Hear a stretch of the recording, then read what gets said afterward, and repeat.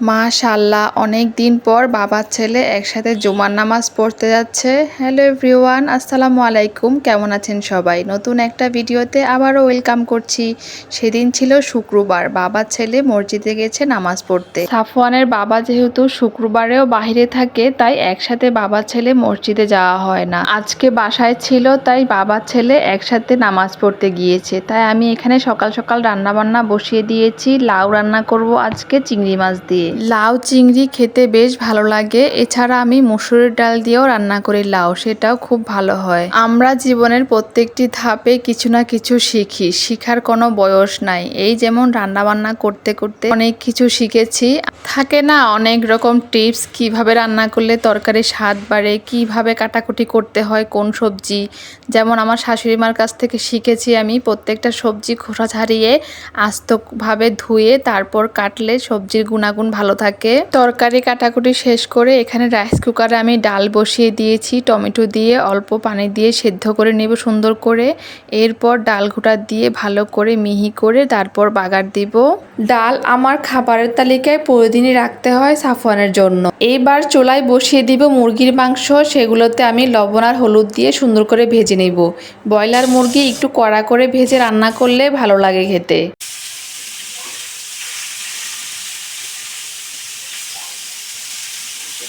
ছুটির দিনে সাফওয়ান তার বাবাকে পেলে এত খুশি হয়, তাই প্রত্যেকটা মুহূর্তেই দুষ্টুমি, আনন্দ আর খেলাধুলায় কাটে তার। তাই বাবার ছেলে সুন্দরভাবে খেলাধুলা করছে, আমি সেটা ভিডিও ক্যাপচার নিলাম।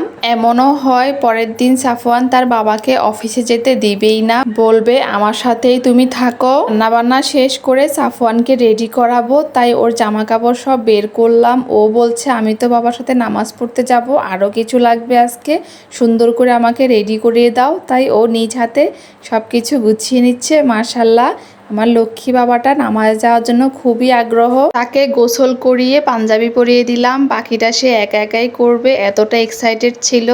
আয়নায় দেখে দেখে সুন্দর করে রেডি হচ্ছে, টুপি পরছে। এবার বাবা ছেলে একসাথে নামাজ পড়তে যাচ্ছে।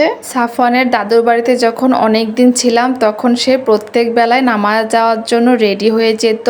কেউ যদি তার সাথে না যেত তাহলে সে একা একাই চলে যেত, যেহেতু মসজিদ একদম কাছেই ছিল। মাশাআল্লাহ, আপনারা সবাই দোয়া করবেন আমার ছোট্ট বাবার জন্য। বিকেল টাইমে একটু ছাদে উঠেছিলাম। এখনকার ওয়েদার তো এই রোদ উঠছে, তো এই মেঘলা ওয়েদার করে ঝুম বৃষ্টি নামছে, তাই একটু হাঁটাহাঁটি করে বাসায় চলে যাব। বাবার ছেলে বলছে আজকে সন্ধ্যায় মোগলাই পরোটা খাবে, তাই সুন্দর করে তাদেরকে বানিয়ে দিলাম। সন্ধ্যার এই নাস্তাটা ঝটপট রেডি করা যায়, আর তারা বাবা ছেলে খুবই পছন্দ করে, তাই দেরি না করে বানিয়ে দিলাম। আজকের ভিডিওটা এই পর্যন্ত। সবাই কেমন লেগেছে অবশ্যই কমেন্ট করে জানাবেন। আল্লাহ হাফেজ।